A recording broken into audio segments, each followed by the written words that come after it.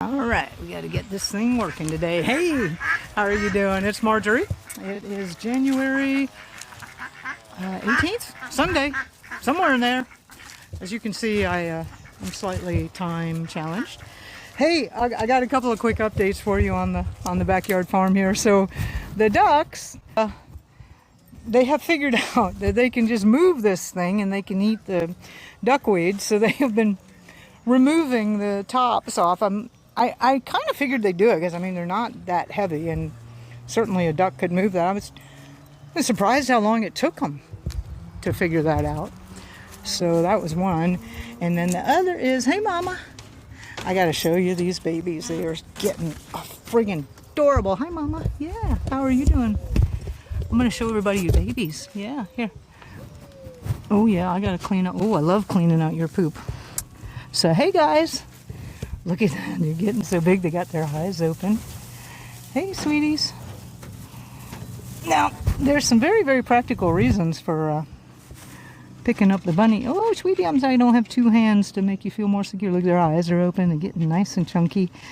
And there are several reasons for doing that. And not only are they getting a little acclimated to me, which is nice in case they ever need to get treated or anything, which happens from time to time, but also I have to check. Now they're pretty much big and it's not an issue, but you do need to check the nests from time to time to make sure there are no dead ones, and especially right after the mother kindles and for the next week or so after that, because it does happen, and you don't want,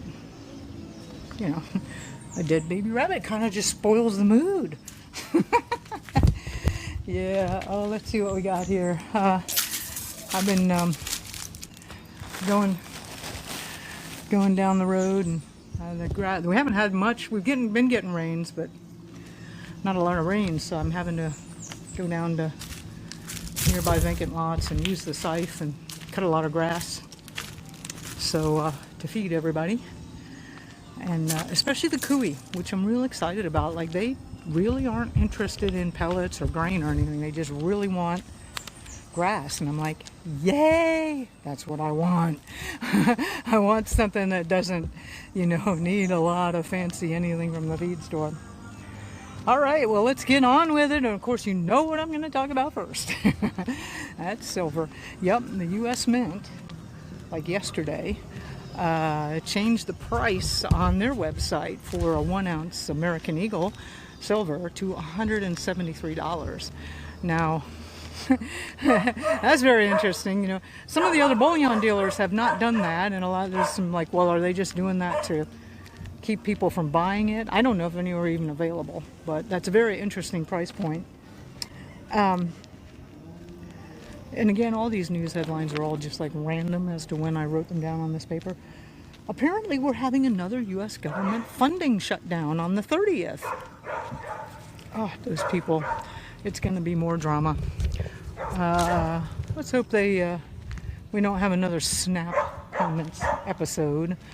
That never did get too nasty. It was, man, remember? I was really worried about it. Like, if they weren't going to pay those people, that's their traditional, how we incite violence and get weirdness happening. But I think we're all going to be like, whatever. Anyway, really sweet, though. I was talking to a friend of mine who moves boxes of organic food around in a community in Colorado, and they've started a thing where you can pay for an extra box and they give it to a family in need. And it really is neat how communities do pull together. And even though the SNAP thing is over, they're still doing that. And, they're like over in the last 3 months or so, 280 boxes or something like that people have said, here, you can have extra money and you can help. I think that's really wonderful. So on Monday, January 19th, so today must be the 18th, it's Sunday. The BIS, the Bank for International Settlements. If you haven't ever heard about the BIS is the highest public access point to the global cabal. They're the highest level publicly known entity, and there's not actually that much known about them. But so, you know, you have your banks, then you have your bigger banks, then you have your, you know, your national banks like your Federal Reserves and stuff, and then all of them report up to the BIS, and the BIS is the big dog, right? Where are they? They're famous. Oh, where the heck are they? Basel. Basel, Switzerland is the home for the BIS. Anyway, on January 19th, they told all the banks, you can no longer consider anything paper, metal. You have to have the metal. You can no longer consider anything on paper as a part of your assets on your balance sheets. So you have to do what you have to do to get rid of your paper and acquire physical, which is going to now start putting the banks in competition with all the industrial users for, well, the limited supply of physical metals that we have. Now, there's actually a lot of gold in the world, a huge amount of gold. And I think I'm going to do an interview with Bix Weir. He did one with Sarah Westall recently, and I haven't heard it, but I got to listen to that because those two, I know they had a great conversation. I really, really appreciate both of them a lot. Now, I don't agree with either of them on 100%, but I really, really appreciate some of the research that Bix has done has just been incredible. So I'm going to get a thing going for you. But anyway, so yeah, I've got an update in here. Maybe I'll just go ahead and talk about it now. So the industrial users are starting to go absolutely crazy looking for silver. And I don't know if this is accurate or not. It was one of the Asian guy videos, and but it makes a lot of sense to me. And he was saying that Samsung was realizing, like, oh my God, we got these new batteries, we've got this whole electric car and truck business, and silver is an incredibly important mineral, and we have not stockpiled on it. And we estimate we need about 85 million ounces for the next, I think the next 2 years of operation, so 2026, 2027. Now, 85 million ounces is about a tenth of the global production of silver. Like all the silver mines and recycling and everything ends up being about 850 million ounces. So they're like, okay, well, we got to go out and buy 85 million ounces.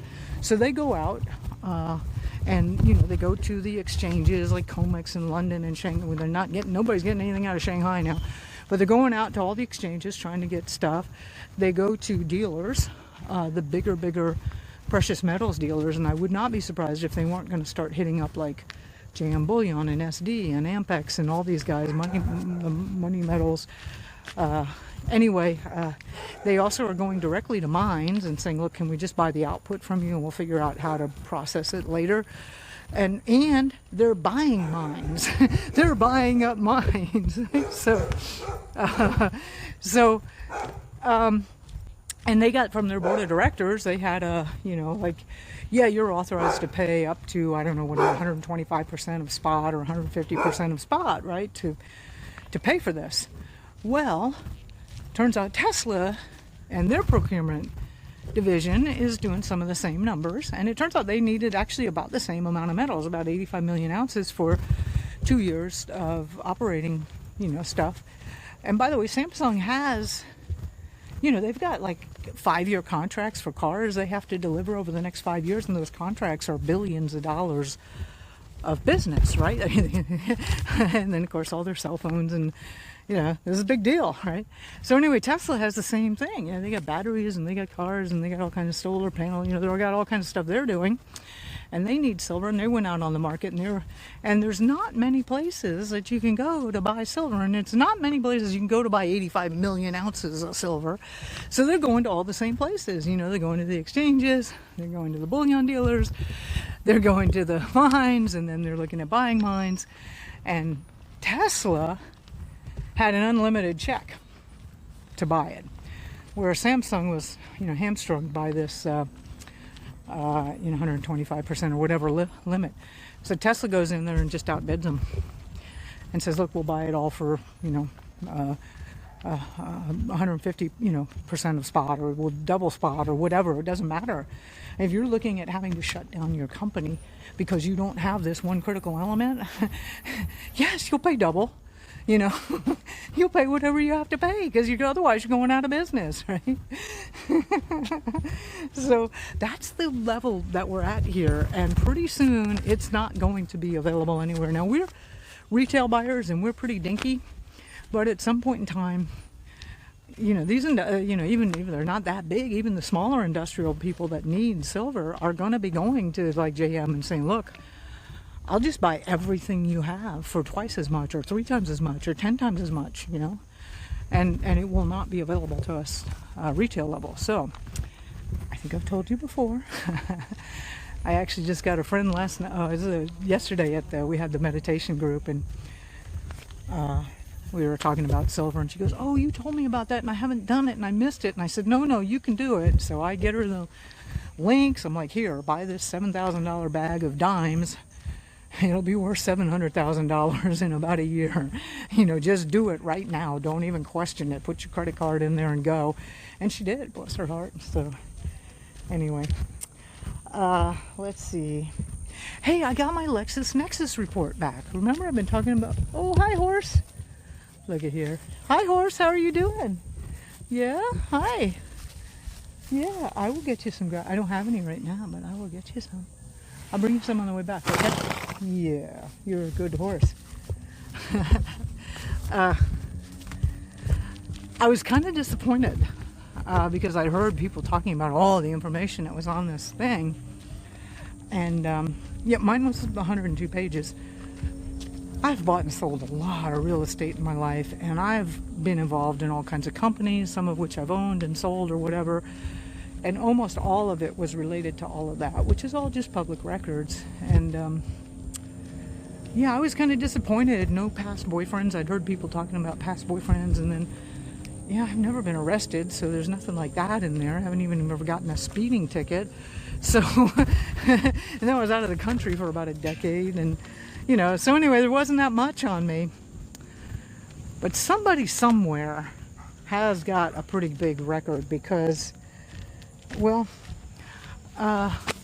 got the phone I'm talking to you on. Well, no, not this one, but I know this one is a fully Googled phone, but I just never let it even get on Wi-Fi anymore. But I have de-Googled phones is what I'm using. And the biggest thing I've noticed with them is their battery lasts a whole lot longer. And it's because in the middle of the night, they're not spending a couple of hours uploading all their whatever they've been tracking on me, all my recordings of this and where I've been going and all the whatever. So somewhere all that information is being consolidated, and probably that's not going to be available. But anyway, the LexisNexis thing is free, so I recommend you go check it out. I think I gave you the number in last Sunday's thing, and I found that calling them was the most effective way. I'd tried a lot of different ways, but you never know what they got on you. I think you should check it out.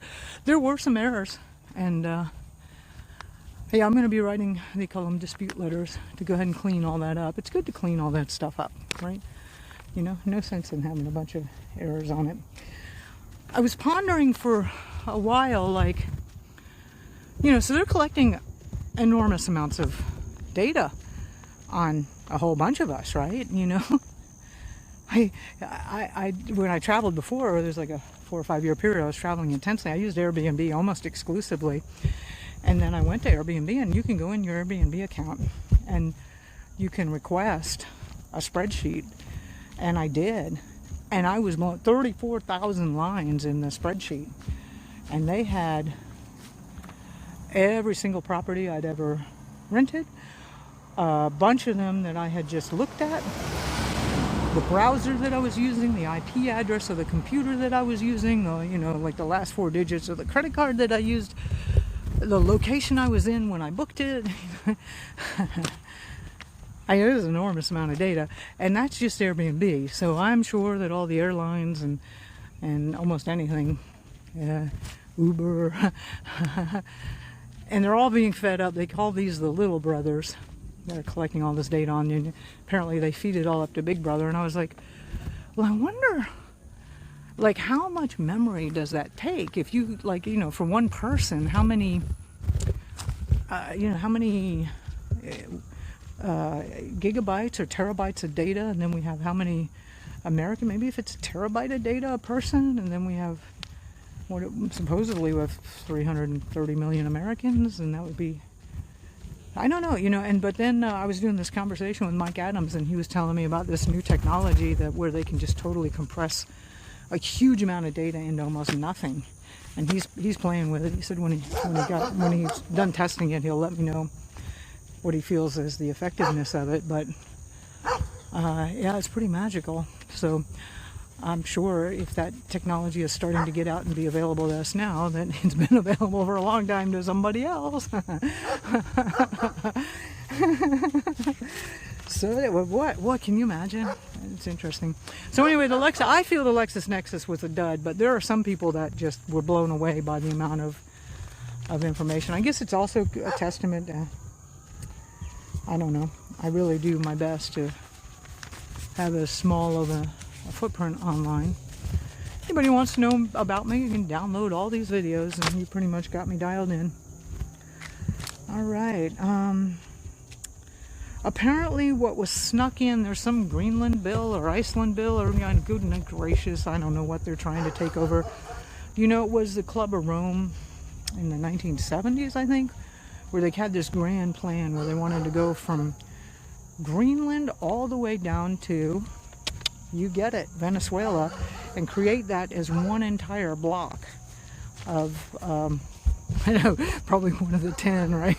One of the 10, owned by one of the 10 corporations. What book does that remind you of? Anyway, it looks like they're moving ahead on that plan. Anyway, one of the pieces that got snuck in there is that there's now 10% tariffs on any silver that comes into the U.S. from Europe. So if you had stuff stored in London, there's now going to be a tariff on it if you try to repatriate. I think everybody pulled their money out of London a long time ago. Speaking of London, the LBMA. So when you buy metal at the LBMA, it's supposed to be, T+1, which means basically as soon as you've signed the contract and paid for it, one day you get to pick up your metal, right? Like, that's how most of the world has operated for the longest time. Now, London is saying 8 weeks for silver. And I believe they've been saying that for gold also, but silver, which means they basically don't have it. And yeah, that's pretty much default. We are going to be seeing default. COMEX is going to have to default. I don't know if the latest Asian guy can be believed or not, but he says there's only 14 million ounces in the registered category, which just means the category of silver that's available to be picked up for physical delivery by anybody, which means you ain't getting it. That's just stinky. That's just, they've been draining these vaults. They're just draining them. So, yeah, here we are. I was talking to a friend about silver, and I said, we're really on the precipice of banking collapse. And I've always used to tell my kids, when silver starts to get free, it's going to destroy the banking system, and we're going to see that fail. I don't know. Will that happen soon or not? I mean, Monday is a holiday, a 3-day holiday. Yeah, they've often talked about closing the banks on a 3-day holiday, but we could see one of those famous Roosevelt era banking holidays. So something like that could happen. I don't know, but we're in a crazy time. Anyway, I was talking to a friend about silver, and I think the thing that I'm most heartened about silver is that finally something real is breaking through. Oh, I forgot I'm gonna get some grass for that horse. Something real is breaking through, right? So it is real that they have been manipulating that prices down for many, many, many decades, and it is real that there is a deficit of it. And finally, because there's so much stuff that's so fake that the news is fake, the food is fake, everything is fake, and now finally something real is happening. Okay, let me get something for this horse. It's got its butt up against the oh dear, this is not a good area to harvest from. Well, hey dog, Yes, I know it annoys you infinitely that I'm here harvesting grass. Oh, that's some nice fresh green stuff. Horse will like that. Yeah, see, look, horse has got his... Let's see if you can... I don't know why horse puts its butt up against the fence. Well, the mysteries of the world. Talking about unreality. So I have this meditation group at my house. And it was a small group this week. It was 4 of us. Here you go, sweetie. Here, I'm going to put it on this side of the fence. So, here you go. There we go. And when it falls, you can still get it. Oh, yeah, I'll see you later.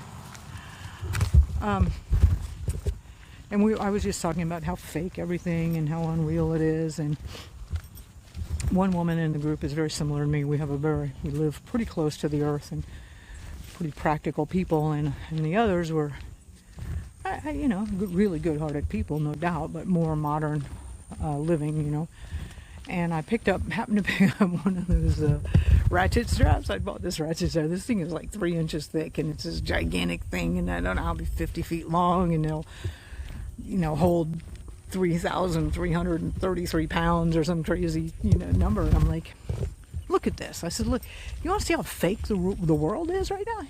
Look at this. I picked up this ratchet strap. Now, this thing weighs like 5 pounds, right? I said, this cost only $10. And the man, he looked at me and he said, is that cheap or expensive? Like, what should that be worth? And my other friend who lives off the lake, we both were like, at least $100. Like, this is like, how do you even ship something like that from China? Of course it's made in China. How do you make something that all the strap and the metal and the handle and the ratchet and the... How do you don't do that for $10? That's absolutely no wonder people can't tell anything anymore, because everything is so fake, even all prices of things, which is also your opportunity right now. If you can see reality and recognize real value, there's a lot of it on sale right now by ratchet straps. I've popped you up some of them. Remember my video on rubber buckets? And nickels, save your nickels and your pennies. Your nickels and pennies, okay. All right. Oh, yes, I talked to you about the Tesla. Oh, my God. Remember, I've been talking to you about Alex Jones, and I'm pretty sure that Alex Jones has been AI'd. I saw a clip recently, and Alex Jones is saying he's Jewish. I mean, he's absolutely AI'd. Okay. Yeah. Jeff Berwick. Let's go on. You're talking about the Jews and the control of the world. Jeff Berwick says Zionists orchestrate everything, and they have a plan to kill you. Totally can't argue with that. So, yeah, right. Kind of that's the world we live in, right? Yeah. We'll see what happens. So in Patagonia, Argentina, it's on fire. Like, they're burning it down with the directed energy weapons. And I'm going to see if I can read this without a dog in the background barking. So Jaimes Milei, he's a total WEF puppet that runs Argentina. In December 9th, they made some kind of law that got through, or decree or whatever, that Argentinian land, foreigners can buy Argentinian land after a fire. You can't make this up. I am not kidding. You could go look this up. This is for real. He does this legislation on December 9th and says after this date, if a foreigner can buy land in Argentina if the land has been destroyed by fire. So now apparently there's a whole bunch of Israelis going in there buying up land, and apparently there's been a whole bunch of Israeli tourists that have been seen there in military garb and with the hand grenades and fire torching equipment and whatever. So, oh my gosh, yeah, okay. So, Indonesia, since the 1970s, apparently there's been a plan for, it's called Indonesia, which is the second Israel. And yeah, and you can read about that on Indonesian politics at Substack. It's called Unmasking the Flames. Unmasking the Flames is, it's on Substack. Is this guy wrote a whole thing all about it. You know, I think you know the big picture. I know the big picture, and so spending a whole lot of time in the details isn't. I like to fact check things and see what people write, just to, you know, I don't spend a lot of time on it, and that just fits the whole paradigm of everywhere else that they've been putting things on, you know, Maui and wherever, that they burn things up and then go in there and buy it because it's designated as a, you want to make a smart city or whatever. So there's a rumor that Hillary Clinton is dead. And I went and saw on Snopes. They said, no. Snopes said, no, that's just an internet myth. Snopes, just like factcheck.org. One of the most reliable, trustworthy organizations ever. I'm like, no, there's no way. I mean, even if she was dead, they won't, she's too valuable. That personality is too valuable a property. They will definitely, if it hasn't already been AI'd and whatever, they're going to keep her around. It'd be fun to see as we all get older how long they keep these things going. You know, Alex Jones, Hillary Clinton, Obama, all of them. You know, how long are they going to keep those personas going? I don't know, till they find a time when it's convenient to kill them off for one reason or another. Anyway. All right. Yeah. Let's see, I have to say another thing I've been really, really fascinated with is the Buddhist monks. So, I don't know, 20 of them or so. And they started walking from Texas, and they're walking all the way to DC. And it has been so, I mean, I'm watching, I mean, you would think on YouTube now thinks I'm a Buddhist monk. But you're just watching all kinds of videos and seeing, it's just been heartwarming to see the effect that 20 people have walking for peace and talking about peace, and just how many tens of thousands, maybe hundreds of, well, with the YouTube videos, you know, maybe millions of lives now of people going, wow, these guys are really serious about peace. Okay, doggos. Oh, you guys sound ferocious. I haven't gotten my pepper spray in. You guys stay over there, I'll stay over here. Yeah, we're good. Yeah, you do you. I did order that pepper spray, and I talked to a friend of mine who's a former New York City cop. And I said, what do you think? And she's like, you might better buy a baton. You need to crack their heads open. You know, just spraying them may not do anything. I'm like, oh, well, I ordered it. I'm going to see what happens. So anyway, these Buddhist monks are just really, really inspiring to me. And I can envision, I'm looking more to find, I know this is happening on the planet somewhere, groups of people working with conscious, like the meditation group I have. We did a healing for my brother-in-law, you know, but we also do a regular intention that this community and this island, hospitalization rates go down and crime rates go down, and we're using that Lynn McTaggart. You remember the Lynn McTaggart interview? But I know that we can do this, and it doesn't take everybody, but there takes enough of us that have an intention that all that other stuff, you know, go away. I don't know what happens to it, but I really believe that there's enough where we can all get connected now with the internet, and there's enough of us who are really starting to realize, yeah, hey, our thoughts do make a difference, and we are way more powerful beings than we've certainly ever been led to believe. And we're starting to step into that and recognize, gosh, there's enough people now that have been disgusted with the medical system and then found their own power and healing. And a lot of it had to do with how they were thinking about their illness and thinking about themselves, and realizing, wow, your thoughts are things, and they're powerful. And if we can, yeah, I believe that we will. I'm going to be watching to see how that manifests or breaks out, but I believe it will. I believe that, and I believe that this is going to be different. Maybe that's naive, you know. Maybe, I don't know. it's certainly hopeful. And even if it isn't, I still plan on living my life fully and living and helping as much as I possibly can. And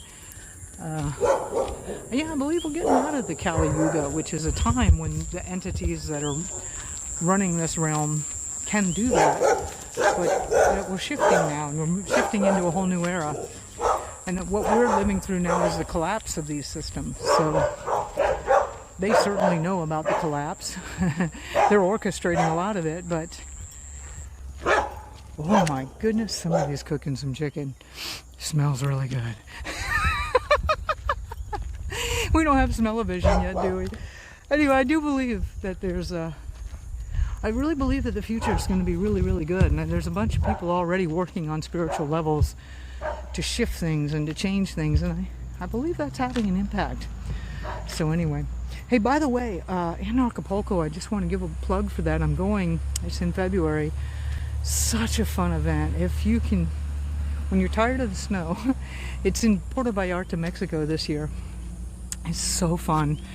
So many wonderful people who are really well aware of what's going on and want to have a good time. They want to learn some stuff. They want to connect with others who think and understand the same way. And yeah, come join me. I'm going to be there and I would love to talk to you. So anyway, all right, this is Marjory. I'll talk to you later. Buy some silver if you haven't.